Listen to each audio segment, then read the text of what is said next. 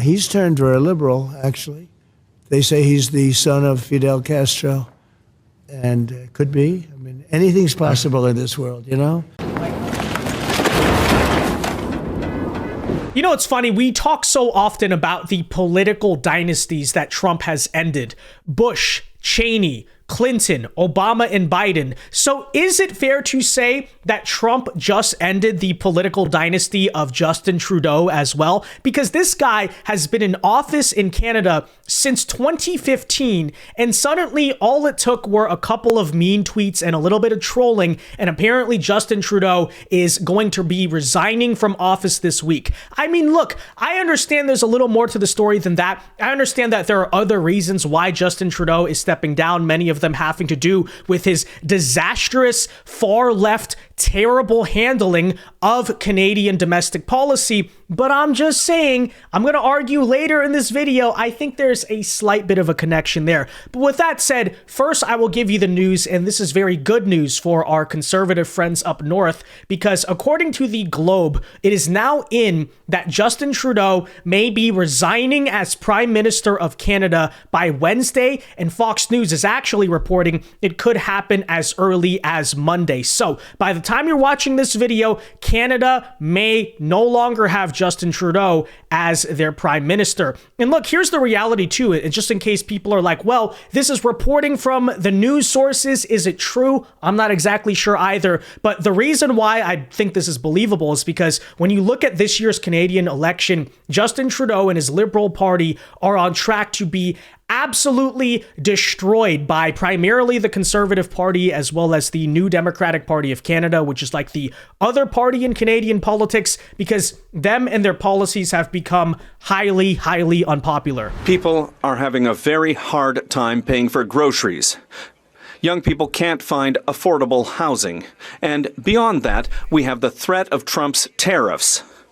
And that's putting hundreds of thousands of jobs in Canada in danger. And instead of dealing with issues that are important for Canadians, the Prime Minister is dealing with fighting in his own party. It's clear that the Prime Minister cannot continue. Will he resign today? Yes or no?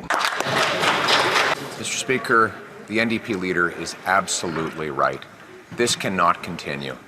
This Prime Minister cannot go on like this. Housing costs have doubled. Food bank use has doubled. The debt has doubled. Gun crime has doubled. And now we face troubling tariff threats from a president who can see weakness coming from a mile away.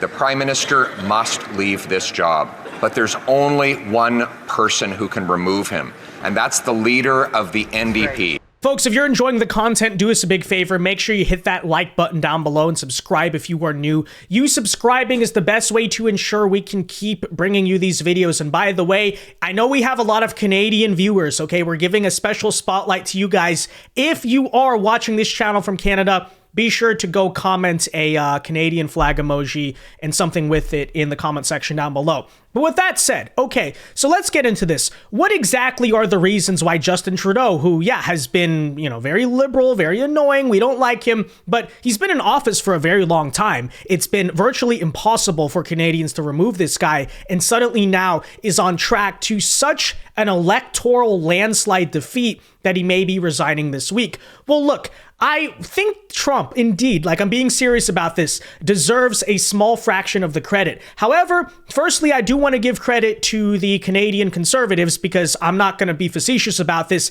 You guys have done the majority of the heavy lifting, okay? The primary reasons why Trudeau's government, much like, very similar here to Biden's government, has been so unpopular over the past few years, all basically started when he ushered in a new wave of totalitarian crackdowns during COVID, during the trucker protests, gun control, the censorship of the media, all of this stuff. And then on top of that, inflation and affordability have been very bad in Canada. Sound familiar? Immigration is a huge issue up there. And so look, to the Conservatives of Canada, you guys are the primary reason why Justin Trudeau is on his way out, because for years you've been trying to convince your fellow citizens that this guy is not it. Very similar, honestly, to the way we've been trying to convince America for a long time that Trump was not that bad. And you saw in 2024, he wins the popular vote. The Canadian people, in their own political way, have basically woken up to liberalism and globalism and all of these lies that they've been sold. And that is a worldwide movement that you're seeing in Europe, in Canada, obviously here in America. But with that said, okay, the reason why I think Trump deserves a little bit, a small fraction of the credit, is because while all of these things were true, Justin Trudeau was wobbly as a political figure. I really do think that the tariff threat from Trump, as well as just the repeated trolling, he was saying that Canada is the 51st state. It's really hard to say that all of this stuff did not play some degree of a role in Justin Trudeau just totally collapsing as a political figure. And tonight we're getting some new details about that Trump-Trudeau dinner from two people who were at the table. We are told that when Trudeau told President-elect Trump that new tariffs would kill the Canadian economy, Trump joked to him that if Canada can't survive without ripping off the U.S. to the tune of $100 billion a year, then maybe Canada should become the 51st state and Trudeau could become its governor. I spoke with Justin Trudeau. In fact, he flew to Mar-a-Lago within about 15 seconds after the call ended. He was at Mar-a-Lago. We were having dinner talking about it. I said, you have to close up your borders because they're coming in the northern border too a lot. Not like the southern border, but they're coming in the Canadian border a lot.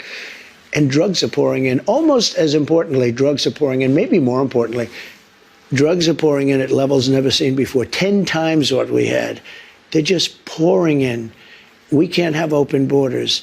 And I said to the president of Mexico and to Justin Trudeau, if it doesn't stop, I'm going to put tariffs on your country at about 25%. Yeah, I think it's hard to say that the public optics humiliation that Trump made Justin Trudeau go through did not have some contributing factor to why Justin Trudeau is out of office. Now, again, that's not to say that Trudeau was not already becoming unpopular, but this was the straw that broke the camel's back. It is essentially analogous in our politics to, like, if you're in a general election for president and you're already losing, you're already unpopular, and then you have an October surprise against you that just takes you out of the race. It is similar to almost Joe Biden already losing to Trump and then having the June 27th debate. When you're already unpopular, you do not want a gigantic, disastrous public humiliation. And that is essentially what happened when Trump stepped in and started trolling essentially Justin Trudeau out of office.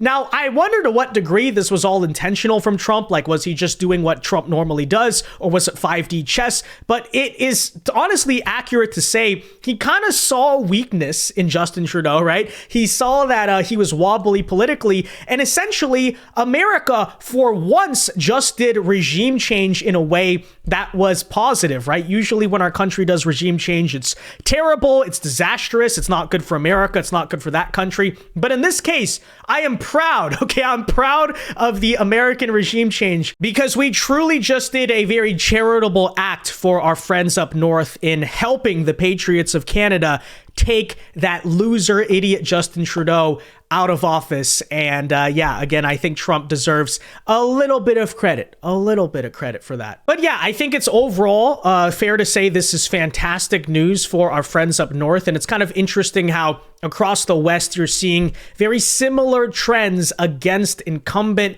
liberal parties. You saw that happen in Europe basically before the American election. Now it's happening in Canada after the American election. Turns out we deal with a lot of the same issues, and people are waking up in their own similar ways. So you love to see it. With that said, though, guys, let me know your thoughts on all of this in the comment section down below. What do you think of Justin Trudeau leaving office? Do you think that the new, probably like conservative / coalition government in Canada will be substantially better? And how much do you think Trump played a part? How do you think Trump's feeling right now? Let me know. Be sure to leave a like on this video, guys. Subscribe if you are new. And until next time, God bless and peace.